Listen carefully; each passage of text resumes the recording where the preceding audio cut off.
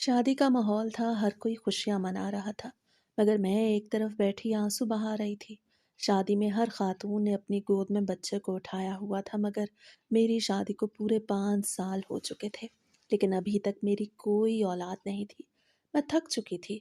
मैंने ना जाने कितने इलाज करवाए थे, अपना और मियाँ का टेस्ट भी करवा लिया था, लेकिन अभी तक कोई खुशी की खबर नहीं थी और ना ही किसी ने हमें कोई तसल्ली दी थी।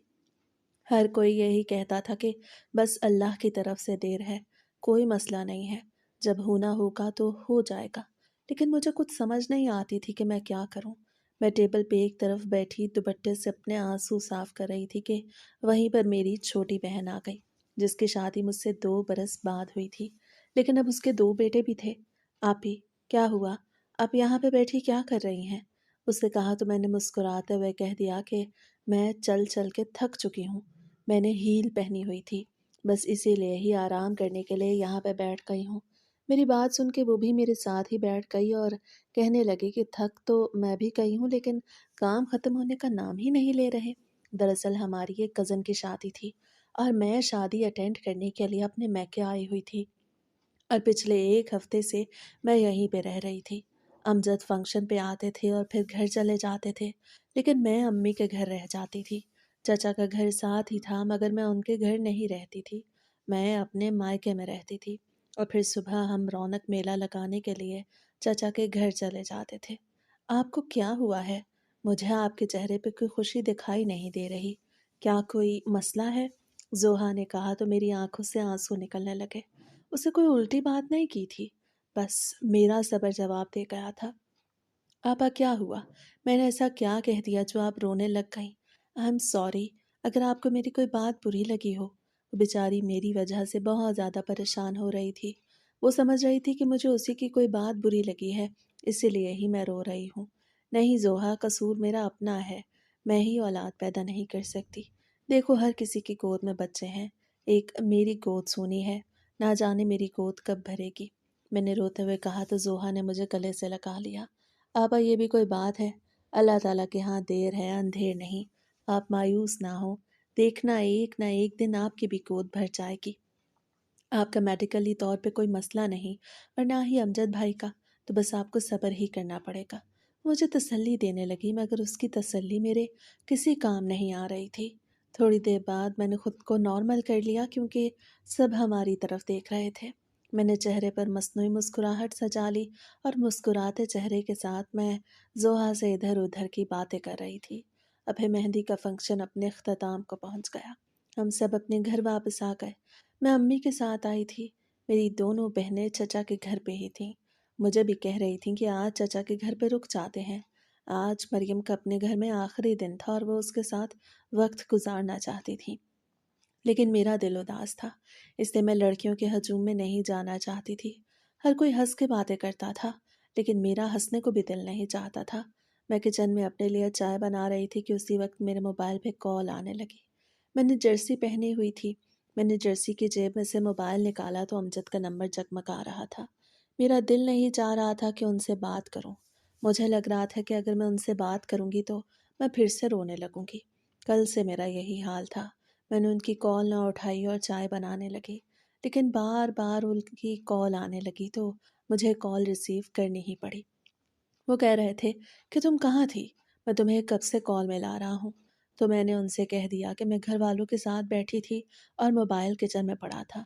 मैंने झूठ बोल दिया था। वो मुझसे पूछ रहे थे कि तुम्हारी तबीयत तो ठीक है। जब मैं घर से आई थी तो उस वक्त मुझे थोड़ा बहुत बुखार था, लेकिन अब मेरी तबीयत बेहतर थी, लेकिन दिल की हालत ठीक नहीं थी। दिल बार बार उदासी की तरफ जा रहा था।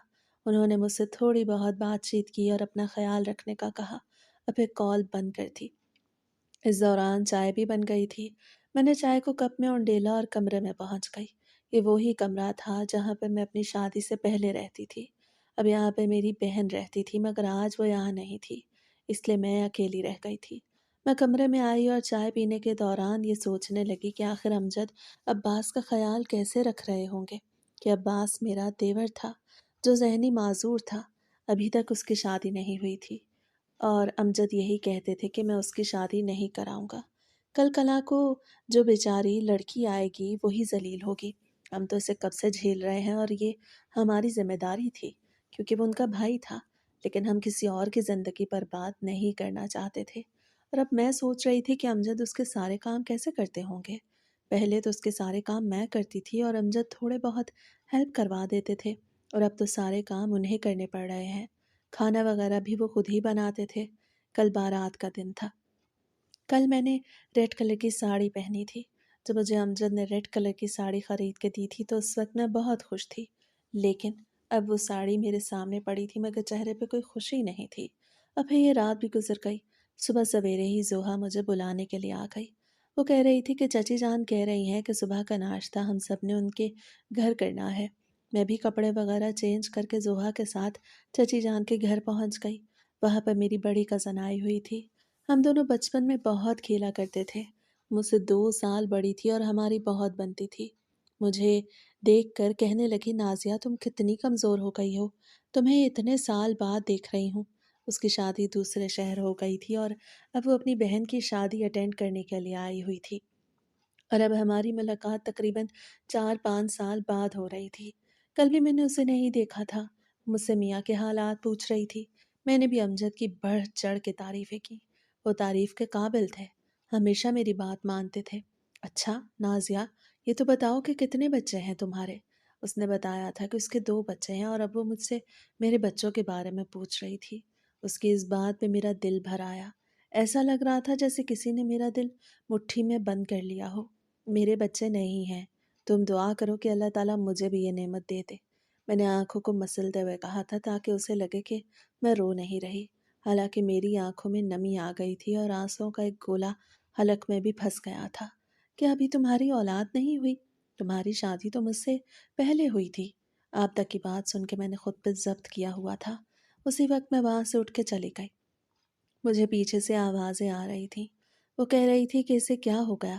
اسے معلوم نہیں تھا کہ میں اس معاملے میں بالکل بھی بات نہیں کرتی۔ ہمارے گھر ساتھ ساتھ تھے۔ میں ابا کے گھر آ گئی تھی۔ وہیں پہ میں نے خود اپنے لیے ناشتہ بنایا اور ناشتہ کر کے اپنے کمرے میں پہنچ گئی۔ میرے پیچھے کوئی بھی نہیں آیا تھا۔ اب پھر یہ وقت گزر گیا۔ شام کو بارات تھی۔ امجد بھی آ گئے تھے۔ وہ کہہ رہے تھے کہ وہ عباس کو گھر پہ چھوڑ کے آئے ہیں۔ یہاں پہ لانا تو ممکن نہیں تھا۔ امجد، یہ کیا کیا آپ نے؟ وہ گھر پہ اکیلا کیسے رہے گا؟ میں نے کہا تو وہ کہنے لگے کہ جیسے بھی رہے یہاں پہ لانا ٹھیک نہیں تھا۔ سب لوگ کیا کہتے؟ بس میں کمرے کا دروازہ بند کر کے آیا ہوں۔ وہ سو چکا تھا۔ میں نے اسے کھانا جلدی ہی کھلا دیا تھا اور مجھے یقین ہے کہ وہ میرے جانے سے پہلے نہیں اٹھے گا۔ امجد نے مجھے یہ بات کر کے خاموش کروا دیا تھا، اور پھر بارات کا فنکشن بھی اپنے اختتام کو پہنچ گیا تھا۔ ویسے تو امی کہہ رہی تھیں کہ تم کل چلی جانا، لیکن میں نے سوچا کہ بس میں آج ہی چلی جاتی ہوں، یہاں پہ رک کے کیا کروں گی۔ میں نے اپنا سامان پیک کیا اور امجد کے ساتھ راتوں رات گھر پہنچ گئی۔ عباس سو چکا تھا۔ میں نے اسے دیکھا تھا، اس کے چہرے پہ ایک معصومیت تھی۔ وہ امجد سے 2 سال چھوٹا تھا، لیکن اب اس کی عمر شادی لائق ہو چکی تھی۔ لیکن اس بیچارے کا تو ایسا نصیب ہی نہیں تھا کہ اس کی شادی ہوتی، اور دوسری طرف ہمارے نصیب میں بھی اولاد نہیں آئی تھی۔ نہ جانے ہمارے نصیب کی اولاد ہمیں کب ملنی تھی۔ وقت پر لگا کے اڑتا چلا گیا۔ زندگی اپنے معمول پہ آ گئی۔ اب میں گھر کے کام کرنے لگی تھی اور امجد صبح سویرے ہی نوکری پہ چلے جاتے تھے۔ دوپہر کا وقت تھا۔ میں صحن میں بیٹھی اپنا سوٹ سلائی کر رہی تھی کہ اچانک سے دروازے پہ دستک ہوئی۔ میں نے جا کے دروازہ کھولا تو وہاں پہ سکینہ خالہ کھڑی تھیں۔ وہ ہماری ہمسائی تھیں۔ دروازہ کھولتے ہی وہ گھر کے اندر آ گئیں۔ وہ میرے پاس چارپائی پہ بیٹھ گئی تھیں۔ میں اپنا سوٹ سلائی کر رہی تھی اور وہ محلے کی باتیں کر رہی تھیں۔ وہ بڑی اچھی تھیں۔ ہمیشہ مجھے کوئی نہ کوئی ٹوٹکا بتاتی رہتی تھیں۔ اس بار بھی وہ میرے لیے کوئی ٹوٹکا لے کے آئی تھیں۔ وہ کہہ رہی تھی کہ ان سب چیزوں کو مکس کر کے تم اور تمہارا شوہر ہر روز گرم دودھ کے ساتھ کھا لینا تو ضرور تمہاری اولاد ہو جائے گی۔ انہوں نے مجھے پھر سے امید کی ایک کرن دے دی تھی۔ انہوں نے مجھے چیزوں کے نام بتائے تھے جو میں نے اپنے موبائل میں لکھ لیا، اور سوچا تھا کہ جب امجد گھر واپس آئیں گے تو میں ان سے کہوں گی کہ وہ یہ ساری چیزیں لے کے آئیں۔ میں نے سکینہ خالہ کے لیے چائے بھی بنائی تھی، اور پھر چائے پینے کے بعد وہ وہاں سے چلی گئیں۔ جب بھی مجھے کسی ٹوٹکے کے بارے میں بتاتا تھا تو میرا بس نہیں چلتا تھا کہ میں اسی وقت وہ کرنا شروع کر دوں۔ और फिर जब शाम को अमजद आए तो मैंने उन्हें एक लिस्ट थमा दी जिस पे लिखी हुई चीज़ों को देखकर वो पूछने लगे कि ये तो पंसारी से मिलेंगी, ये सारी चीज़ें तुमने क्या करनी है। वो नहीं जानते थे कि मैं टोटका बनाने के लिए उनसे ये चीज़ें मंगवा रही हूँ। मैंने बताया भी इसलिए नहीं था कि पिछली मर्तबा भी वो नाराज़ हो गए थे कि तुम मोहल्लेदारों की बातों में आ जाती हो, इन सब चीज़ों से कुछ नहीं होता। नाज़िया, ये चीज़ें तुमने क्या करनी है? उन्होंने दोबारा से पूछा तो मैंने उन्हें बता दिया कि मुझे सकीना खाला ने बताई हैं। आप बस ला दें, मैं उनसे एक दवा बनाऊंगी और फिर हम दोनों ने दूध के साथ उस दवा को खाना होगा। जैसे ही मैंने ये कहा तो उन्होंने पर्ची अपनी जेब में रख ली और कहा कि कल ला दूंगा। वो ऐसे ही मुझे टाल रहे थे। वो कमरे के अंदर आ गए। मैं भी उनके पीछे पीछे आ गई थी। अब्बास सहन में ही बैठा था। ठंड बढ़ रही थी मगर वो अंदर ही नहीं आ रहा था। कह रहा था कि अभी थोड़ी देर यहीं पे बैठना है। उसे हमारी बात समझ आ जाती थी और हमें भी उसकी बातें समझ आ जाती थी, मगर किसी और को उसकी बातें समझ नहीं आती थी। अमजद, आप अभी के अभी जाएं, अभी इतनी ज़्यादा रात भी नहीं हुई। वो मगरिब के वक्त वापस आ गए थे और अब कह रहे थे कि रात हो गई है, कल ला दूंगा। लेकिन मैं आज से ही ये काम शुरू करना चाहती थी। बस कर दो नाज़िया, लोग तुम्हें बेवकूफ़ बना के चले जाते हैं और तुम उनकी बातों में आ जाती हो। इन सब चीज़ों से कुछ नहीं होता, हम मेडिकली तौर पे बिल्कुल फ़िट हैं। हमने अपना इलाज भी करवा के देख लिया, तुम बस ज़रा सब्र रखो। वो मुझे अब भी सब्र करने का कह रहे थे। मुझे अमजद पे हैरत होती थी कि मैं औरत हो के इतनी ज़्यादा टेंशन ले रही थी कि अभी तक हमारा बच्चा क्यों नहीं हो रहा, और वो मर्द हो के भी इतने रिलैक्स थे, उन्हें कोई फ़िक्र ही नहीं थी। हालांकि मैंने ऐसे हज़ार केसेस के बारे में सुन रखा था कि मर्द अपनी बीवियों को तलाक देते हैं या दूसरी शादी कर लेते हैं कि उनकी औलाद नहीं हो रही, उन्होंने अपनी नस्ल आगे बढ़ानी होती थी। लेकिन अमजद ऐसे बिल्कुल भी नहीं थे, इसलिए मुझे बड़े अच्छे लगते थे। लेकिन ये बात मुझे उनकी बिल्कुल भी अच्छी नहीं लगी थी। मुझे हर हाल में ये सारी चीज़ें अभी की अभी मंगवा के दीजिए, मुझे नहीं पता। जो भी है हम सब्र कर रहे हैं, लेकिन साथ-साथ हमें कुछ ना कुछ इलाज भी करना चाहिए। आप सब चीज़ें अभी ला दें। मैं आज के आज ही ये खाना शुरू कर दूँगी। मैं ज़िद कर रही थी और आखिरकार वो मेरी ज़िद की वजह से मजबूर होके बिना चेंज किए दोबारा से बाइक पर घर से बाहर चले गए। और फिर 15 मिनट के अंदर ही वो सारा सामान लेके आ गए। अब खुश हो तुम? जो बनाना है बना लो, लेकिन प्लीज़ मुझे तो खाना दे दो। उन्होंने वो सारा सामान मेरे हाथ में पकड़ाते हुए कहा तो मेरे चेहरे पर मुस्कुराहट आ गई।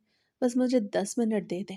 आप कमरे में जाएँ, चेंज वगैरह करें, मैं अभी आपका खाना लगाती हूँ। और आपको पता है, आज मैंने आपके फ़ेवरेट कीमा करेले बनाए हैं। कीमा करेले का ज़िक्र सुन के उनके चेहरे पे भी एक खुशी आ गई।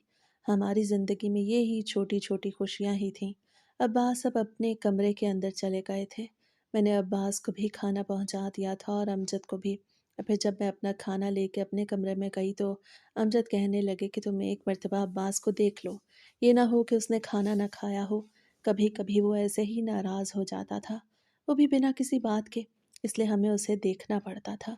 वो आम हालात में खुद खाना खा लेता था। फिर जब अमजद ने मेरे हाथ में खाना देखा तो कहने लगे कि अच्छा तुम बैठ जाओ, मैं खुद जाके देखता हूँ। मैं बैठ गई और वो बाहर चले गए। और फिर थोड़ी देर बाद मुझे वहीं से आवाज़ें आने लगीं तो मैं खाना छोड़ के अब्बास के कमरे की तरफ भागी।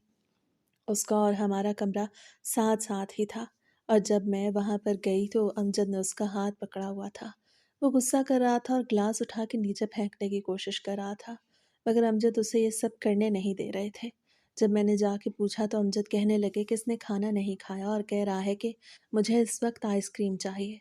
वो जहनी तौर पे माजूर था, कभी कभी फरमाइशें भी कर देता था, कभी किसी चीज़ को देख के तो कभी ऐसे ही। और अब वो आइसक्रीम खाने की फरमाइश कर रहा था। एक तो इतनी ठंड थी और ऊपर से वक्त भी रात का था। मैं आगे बढ़ी और उसे समझाने लगी। मुझे अपने छोटे भाई की तरह लगता था, मगर वो हमारी बात नहीं मान रहा था। अमजद को उस पर गुस्सा आ रहा था। उसके बड़े भाई थे इसलिए कभी कभार उन्हें उस पर गुस्सा भी आ जाता था, लेकिन फिर थोड़ी देर बाद उस पर तरस भी आ जाता था। वो उनका खून था। अमजद उसे समझा समझा के थक चुके थे, इसलिए कमरे से बाहर चले गए, मगर अब भी मैं वहीं पे बैठी थी। अब्बास को देख के अचानक से मेरे दिल में ख़्याल आया तो मेरी दुनिया ही बदल गई। मुझे यकीन नहीं आ रहा था कि ऐसा ख़्याल मेरे जहन में भी आ सकता है, और मैं ये सोच रही थी कि इतने साल मुझे ख़्याल क्यों नहीं आया। मैं उसी वक्त ही अब्बास के कमरे से निकलकर अपने कमरे में पहुंच गई। वैसे भी वो खामोश हो गया था और खाना खाने लगा था। मैं अपने कमरे में गई तो अमजद ने अपनी तरफ का लैंप ऑफ कर दिया। वो सो चुके थे। میں ان سے بات کرنا چاہتی تھی مگر پھر میں نے سوچا کہ یہ وقت ٹھیک نہیں ہے، صبح ان سے بات کروں گی۔ ویسے بھی کل اتوار کا دن تھا اور انہوں نے آفس نہیں جانا تھا۔ میں بستر پہ لیٹ گئی تھی لیکن مجھے نیند نہیں آ رہی تھی۔ میں ہواؤں میں اڑ رہی تھی، خوشی سے میرے چہرے پر جھلک رہی تھی۔ نیند تو میری آنکھوں سے کوسوں دور تھی۔ میرے ذہن میں ایک ایسا پلان آیا جس سے میرے سارے مسئلے حل ہو سکتے تھے۔ میں نے سوچ لیا تھا کہ میں عباس کی شادی کروا دوں گی اور اس سے جو بچہ ہوگا وہ ہم لے لیں گے۔ اسے تو کوئی پتہ بھی نہیں تھا اور جب بچہ ہوتا تو اسے کوئی اعتراض بھی نہ ہوتا۔ ابھی ہم بھی صاحب اولاد ہو جاتے۔ ایک بہت بڑا پلان تھا جسے میں نے سر انجام دینا تھا اور اس کے لیے مجھے کل کا انتظار تھا۔ کل تو سب کچھ نہیں ہونا تھا لیکن کل میں نے بات کا نچوڑ امجد کو پیش کرنا تھا۔ میں نے خالہ سکینہ کا بتایا ہوا ٹوٹکا بھی تیار نہیں کیا تھا۔ اب مجھے اس کی ضرورت ہی نہیں تھی۔ صبح جب میری آنکھ کھلی تو وہ بستر پہ موجود نہیں تھے۔ میں نے گھڑی پہ وقت دیکھا تو 9 بج رہے تھے۔ مجھے حیرت ہوئی کہ یہ کیا، میں اتنی دیر تک کیسے سوتی رہی، اور انہوں نے بھی مجھے نہیں جگایا تھا۔ آج اتوار کا دن تھا اور انہیں جلدی نہیں تھی، لیکن مجھے حیرت تھی کہ میں اتنی دیر تک کیسے سو سکتی ہوں۔ صبح کے قریب میری آنکھ لگی تھی۔ ساری رات تو میں ہواؤں میں اڑتی رہی تھی، اسی لیے اب میری آنکھ دیر سے کھلی تھی۔ میں فریش ہونے کے بعد کمرے سے باہر نکل گئی۔ وہ اور عباس صحن میں بیٹھے تھے۔ عباس کو دیکھ کے میرے چہرے پہ مسکراہٹ آ گئی۔ امجد مجھے اپنی طرف بلا رہے تھے اور کہہ رہے تھے کہ عباس نے رات کو ہماری بات مان لی تھی، اب ہم اس کی بات مانتے ہیں۔ یہ کہہ رہا ہے کہ اسے ناشتے میں حلوہ پوری کھانی ہے تو بس میں بازار سے جا کے حلوہ پوری لے آتا ہوں۔ وہ جانتے تھے کہ مجھے صبح صبح زیادہ کام پسند نہیں، اس لیے کہہ رہے تھے کہ وہ بازار سے لے آئیں گے، لیکن میں نے ان سے کہا میں گھر پہ رہنا بنا دیتی ہوں، تو وہ حیران رہ گئے۔ امجد حیرت زدہ ہو کے میری طرف دیکھ رہے تھے۔ نازیہ تمہاری طبیعت تو ٹھیک ہے، تم کہہ رہی ہو کہ تم پوریاں گھر پہ بنا لو گی؟ انہوں نے کہا تو میں نے آگے بڑھ کے ان کے کندھے پہ ہاتھ رکھتے ہوئے کہا، عباس میرا چھوٹا بھائی ہے، اس کے لیے میں اتنا تو کر ہی سکتی ہوں۔ ویسے بھی اس کے لیے میرے دل سے پیار نکل رہا تھا۔ میں نے پلان بنا لیا تھا لیکن میں نے سوچا کہ ناشتے کے بعد امجد سے اس بارے میں بات کروں گی۔ گھر میں سارا سامان موجود تھا۔ میں نے اسی وقت ہی حلوہ پوری بنانا شروع کر دیا۔ میں کچن میں آ گئی تھی اور پھر آدھے گھنٹے بعد سارا ناشتہ تیار تھا۔ میں کام جلدی جلدی ہی کرتی تھی۔ ایک طرف میں نے چولہے پہ حلوہ بننے رکھ دیا اور دوسری طرف میں پوریاں بنانے لگی۔ امجد بھی تھوڑی دیر بعد کچن کے اندر آ گئے تھے اور میری ہیلپ کروانے لگ گئے تھے۔ ابھی میں نے ان سے کہا کہ آپ عباس کو اندر لے آئیں، ہم کچن میں بیٹھ کے ناشتہ کر لیتے ہیں۔ میں نے زمین پہ دسترخوان بچھایا اور ہم سب نے مل کے ناشتہ کیا۔ عباس بہت زیادہ خوش ہو رہا تھا اور پھر وہ باہر چلا گیا۔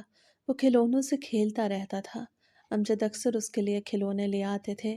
امجد اور میں کچن میں اکیلے رہ گئے تھے۔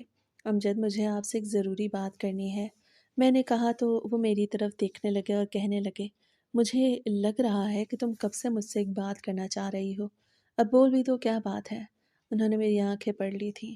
امجد بات دراصل یہ ہے کہ ہم عباس کی شادی کروا دیتے ہیں۔ جیسے ہی میں نے یہ کہا تو ان کے چہرے پہ عجیب ناگواری آ گئی اور پھر ان کی ہنسی بھی نکل گئی۔ وہ تاثرات انہوں نے ایک ساتھ دیے۔ آپ ہنس کیوں رہے ہیں؟ اس میں ہنسنے والی کوئی بھی بات نہیں ہے۔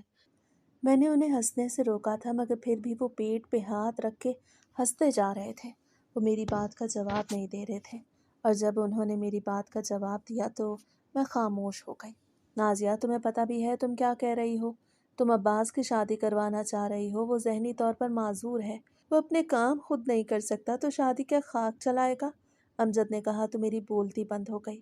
میں آگے سے کہنا چاہتی تھی کہ ہم ساری زندگی کے لیے تھوڑی اس کی شادی کروائیں گے، جب تک اس کی اولاد ہوگی تبھی تک شادی رہے گی اور اس کے بعد ہم اس لڑکی کو یہاں سے بھیج دیں گے۔ اس بات پر امجد غصے میں آ گئے اور کہنے لگے کہ یہ ٹھیک نہیں ہے، ہم اولاد کے لیے کسی لڑکی کی زندگی خراب نہیں کر سکتے۔ لیکن میں نے بھی ان سے کہہ دیا کہ ہم اپنے لیے یہ ضرور کریں گے۔ اس کے علاوہ تو ہماری اولاد ہو نہیں رہی تو ہمیں بچہ اڈاپٹ کرنا پڑے گا اور میں نہیں چاہتی کہ ہم کسی اور کا بچہ اڈاپٹ کریں۔ گھر کا بچہ ہوگا تو ہمیں بھی سکون مل جائے گا۔ میں انہیں سمجھانے لگی تھی اور آخر کار میں نے انہیں سمجھا ہی لیا۔ وہ ہمیشہ میری ہر بات مانتے تھے، اس لیے بڑی مشکل سے یہ بات بھی مان لی۔ اچھا ٹھیک ہے، تم جو کرنا چاہتی ہو وہ کر لو، لیکن کوئی لڑکی تیار نہیں ہوگی۔ انہوں نے یہ کہا تو میری سٹی گل ہو گئی۔ یہ تو میں نے سوچا ہی نہیں تھا۔ آخر کوئی لڑکی کیسے عباس سے شادی کے لیے تیار ہو سکتی تھی؟ जो भी उसे देखता उससे दूर भाग जाता। मोहल्लेदार भी इसीलिए हमारे घर नहीं आते थे, क्योंकि अब्बास उन्हें छेड़ने लगता था। कभी किसी को मारने लगता तो कभी उनसे प्यार करने की कोशिश करता, मगर किसी को उसकी आवाज़ समझ नहीं आती थी। एक दो खवातीन ही थीं जो हमारे घर पर आती थीं, और अब मुझे ये फ़िक्र लाहक हो गई थी कि मैं रिश्ता कहाँ से लाऊंगी, और फिर सारा दिन मैं ऐसी फ़िक्र में घुलती रही। मैंने इस बात का जिक्र ना ही अपनी बहनों से किया था और ना ही अपनी माँ से। हालांकि मेरा दिल चाह रहा था कि उन्हें कॉल करके सब बता दूं, लेकिन फिर मैंने सोचा कि कोई भी मेरा साथ नहीं देगा, मुझे खामोशी से ये सब करना होगा। एक दिन सकीना खाला हमारे घर आई तो मैंने उनसे कहा कि हम अब्बास की शादी करवाना चाहते हैं, आप उसके लिए कोई लड़की देख दें। मैंने उन्हें ये नहीं बताया कि हम शादी किस लिए करवा रहे हैं और फिर शादी कितना अरसा चलेगी। बस मैंने उनसे कहा कि वो जवान है, उसका भी हक है कि वो अपनी ज़िंदगी में शादी का सुख देखे, तो बस आप उसके लिए कोई लड़की ढूंढ दें।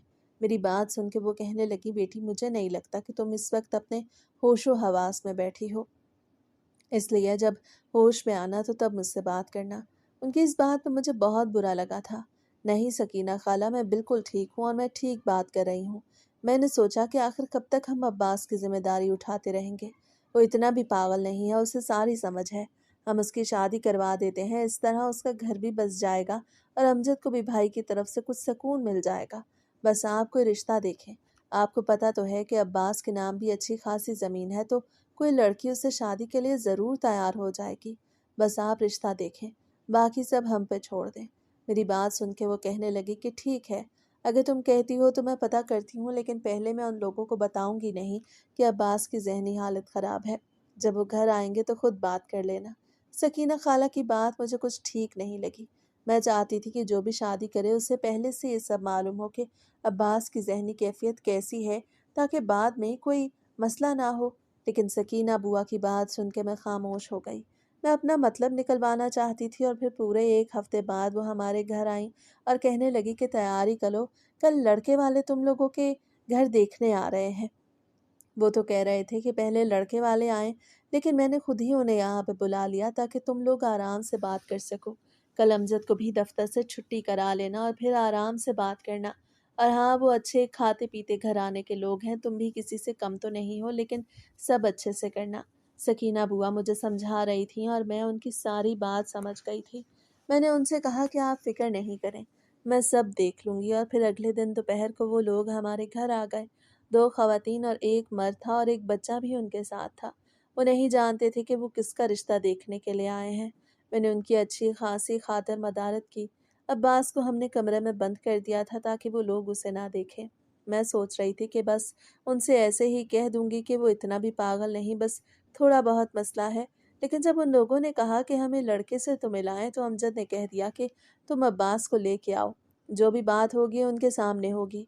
मैं आंखों के इशारे से कहती रही कि बाद में बात कर लेंगे, लेकिन उन्होंने मुझे भेज दिया। और जब मैं अब्बास को लेके वहां पर पहुंची तो वो लोग फौरन से उठ खड़े हुए और हम पे चिल्लाने लगे कि आपको क्या लगता है कि हम एक पागल से अपनी पढ़ी लिखी बेटी का रिश्ता कर देंगे। वो लोग बहुत ज़्यादा गुस्सा कर रहे थे। मैंने उनसे बात करने की कोशिश की थी, मगर वो तो हमारी बातों में बिल्कुल भी नहीं आ रहे थे। अबे वो लड़ते झगड़ते वहाँ से चले गए। अब्बास हंस रहा था, उसे कुछ पता नहीं था। मैंने अपना सर पकड़ लिया। अमजद मुझ पे चिल्ला रहे थे, कह रहे थे, देखा, अब सारे ज़माने में हमारी बदनामी हो जाएगी कि लड़की वाले हमें बुरा भला कह के गए हैं।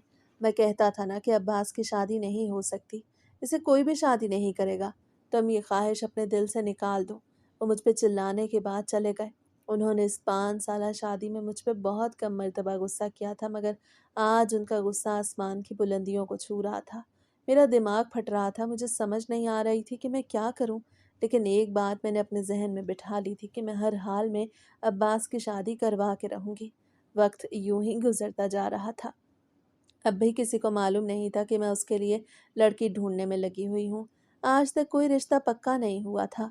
मैंने कितने ही लोगों से बात की थी, लेकिन जैसे ही उन्हें अब्बास की जहनी हालत के बारे में मालूम होता था तो वो आगे से मेरी कॉल ही रिसीव नहीं करते थे। आज घर पे मेरी बहनों ने आना था और वो बहुत दिनों के बाद आ रही थी।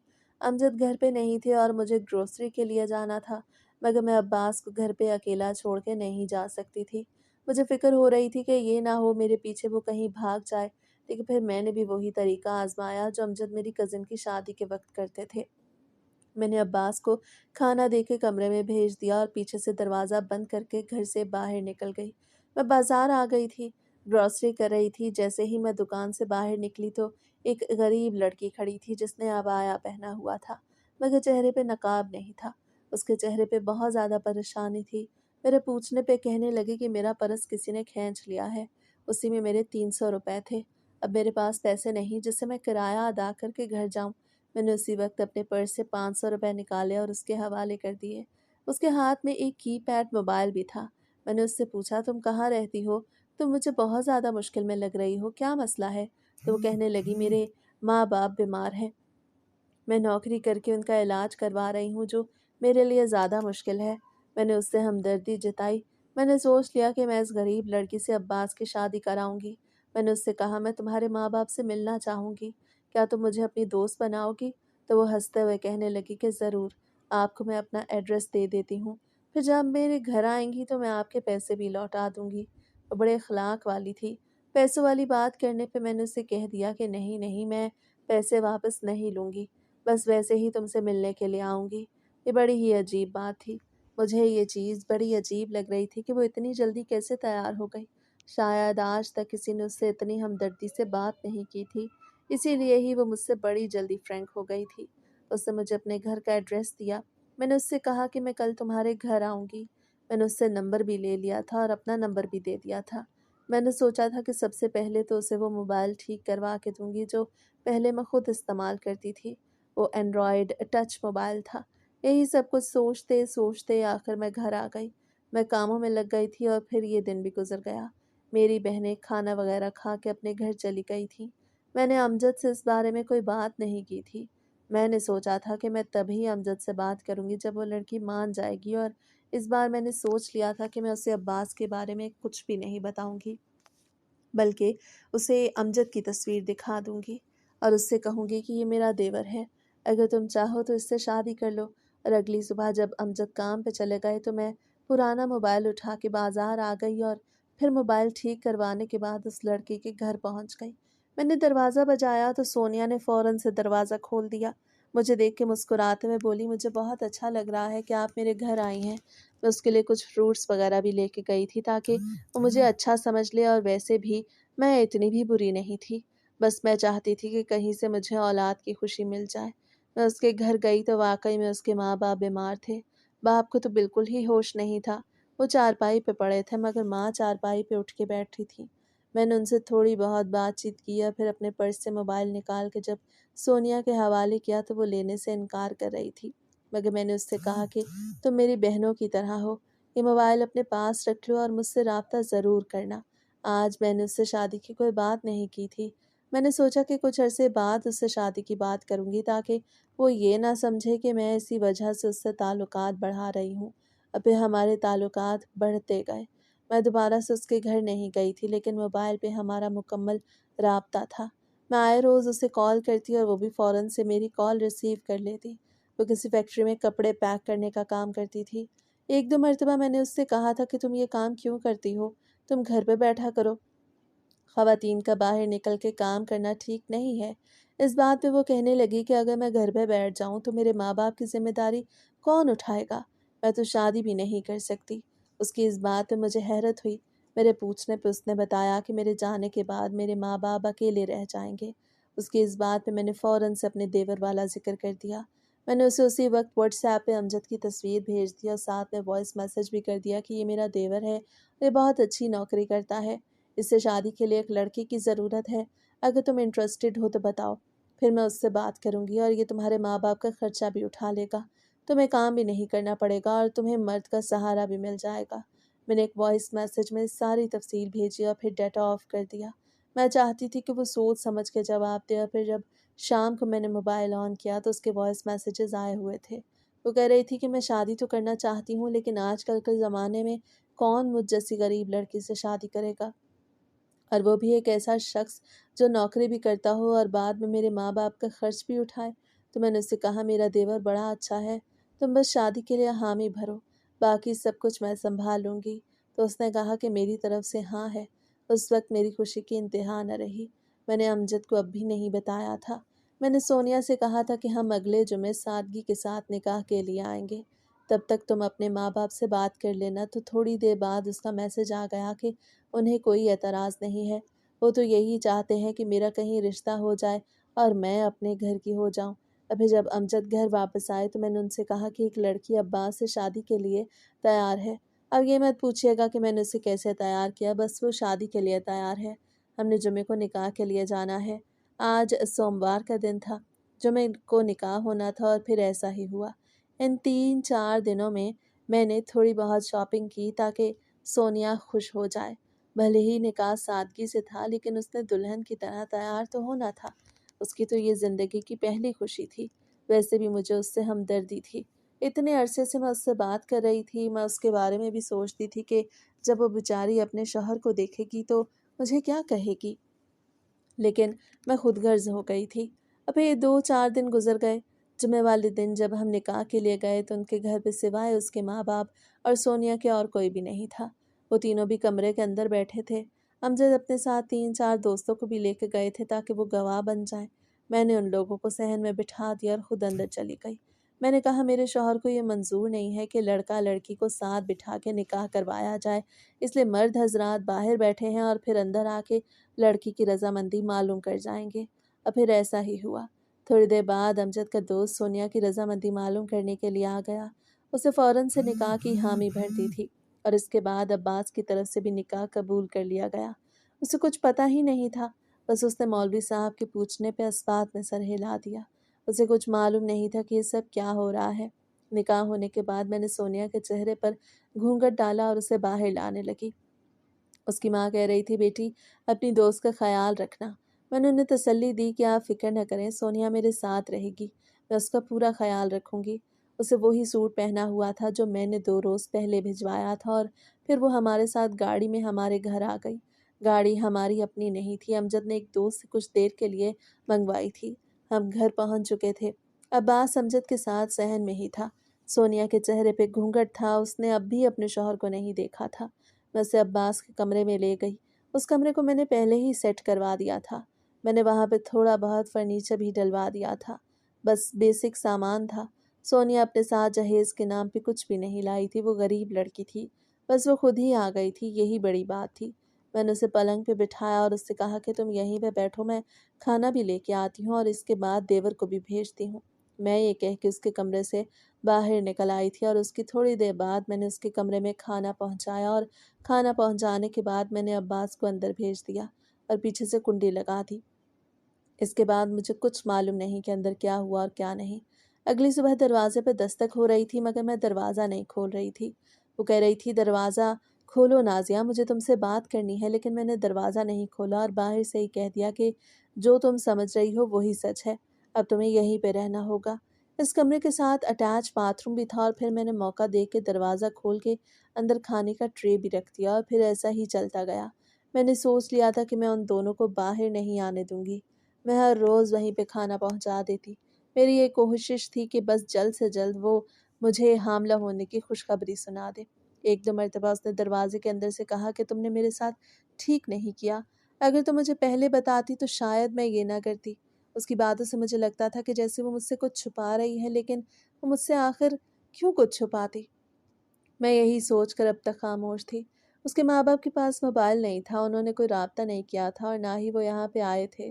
وہ دیسی قسم کے لوگ تھے، انہیں بیٹی کے گھر آنا اچھا نہیں لگتا تھا۔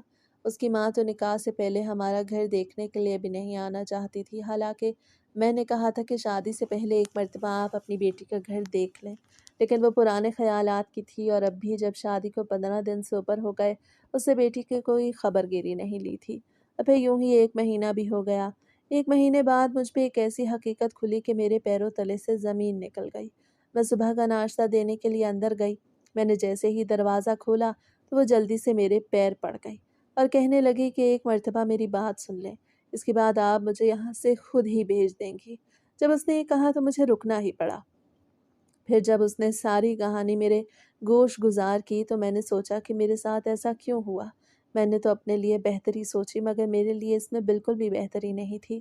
اس سے کہا تھا کہ آج سے 2 سال پہلے میرا ایک بہت برا ایکسیڈنٹ ہوا تھا۔ اس ایکسیڈنٹ میں نے اپنی بچہ دانی کھو دی تھی، اب میں ماں نہیں بن سکتی، مگر یہ بات نہ ہی اپنے ماں باپ کو بتائی اور نہ ہی کسی اور کو۔ میں جانتی تھی کہ میرے ماں باپ یہ بات سنیں گے تو وہ ٹوٹ جائیں گے، اور جب تم نے مجھے شادی کی آفر کی تو اس وقت بھی میں نے تمہیں نہ بتایا۔ میں نے سوچا کہ بعد میں اپنے شوہر کو بتا دوں گی اور ہم کوئی بچہ اڈاپٹ کر لیں گے، لیکن اب میں یہاں نہیں رہ سکتی۔ خدا را مجھے یہاں سے جانے دو، میں اس پاگل کے ساتھ نہیں رہ سکتی۔ وہ روتے ہوئے بولی تھی۔ میں بھی رو رہی تھی، میرے ساتھ بہت برا ہو گیا تھا کیونکہ میں نے کسی اور کے ساتھ برا کیا تھا۔ ایک تو میں نے حق مہر میں اچھی خاصی رقم لکھوا دی تھی اور اوپر سے اب ہمیں کوئی فائدہ بھی نہیں ہونا تھا۔ اسی وقت میں روتے بلکتے باہر آ گئی۔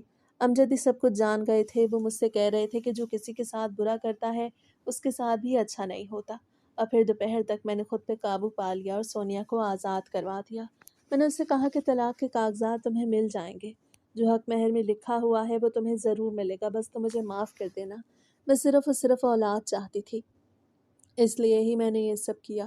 وہ بھی مجھ سے کہہ رہی تھی کہ آپ نے ٹھیک تو نہیں کیا، لیکن اب جب کہ آپ مجھے آزاد کر رہی ہیں تو میں آپ کی شکر گزار ہوں۔ اور پھر وہ ہمارے گھر سے چلی گئی۔ ایک ہفتے بعد ہم نے اس کے طلاق کے کاغذات بھی وہیں پہ بھجوا دیے، جس پر عباس نے پہلے ہی انگوٹھا لگا دیا تھا۔ ان دونوں کی طلاق ہو گئی تھی۔ ہماری زندگی پھر سے خاموش ہو گئی تھی۔ میں ٹوٹ کے بکھر گئی۔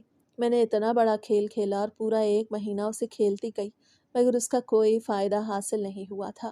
میں ڈپریشن کا شکار ہونے لگی تھی، لیکن پھر امجد نے مجھے سمجھایا کہ زندگی یہیں پہ ختم نہیں ہوتی۔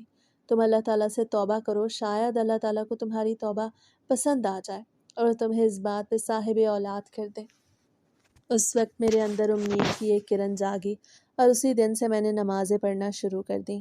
میں تہجد میں اٹھ کے اللہ تعالیٰ سے معافیا مانگتی تھی کہ میں نے ایک لڑکی کی زندگی خراب کر دی اور اب میرے اپنے پلے بھی کچھ نہیں رہا۔ میں رو رو کے دعائیں کرتی تھی اور پھر پورے 2 مہینے بعد جب میری طبیعت خراب ہوئی اور امجد مجھے ڈاکٹر کے پاس لے کے گئے اور ڈاکٹر نے جب خوشی کی خبر سنائی تو میری آنکھوں سے آنسو نکل آئے۔ مجھے یقین نہیں آ رہا تھا کہ شاید اللہ تعالیٰ کو میری معافی پسند آ گئی تھی۔ آج ہماری زندگی کا سب سے بڑا دن تھا۔ گھر آ کر میں نے سارے محلے میں مٹھائی تقسیم کروائی اور شکرانے کے نفل بھی ادا کیے۔ بے شک ٹھیک ہی کہتے ہیں کہ خدا کے ہاں دیر ہے اندھیر نہیں، اور جب انسان سوچتا ہے کہ وہ کسی کو دھوکہ دے کے اپنا فائدہ نکال لے گا تو یہ سراسر اس کی خام خیالی ہے۔ ایسا کبھی نہیں ہوتا۔ اگر کبھی ہو بھی جائے تو اس کا بعد میں بہت بڑا نقصان ہوتا ہے، جو ہمیں ہوا تھا۔ ایک تو ہم نے اس بیچاری لڑکی کی زندگی سے کھلواڑ کیا اور دوسری طرف اس کے دامن پہ طلاق کا داغ بھی لگ گیا، لیکن توبہ اور معافی تقدیروں کو بدل دیتی ہے۔ توبہ اور معافی مانگنے کے بعد اب میری تقدیر بھی بدل گئی تھی اور اس کے لیے میں جتنا بھی شکر ادا کرتی وہ کم تھا۔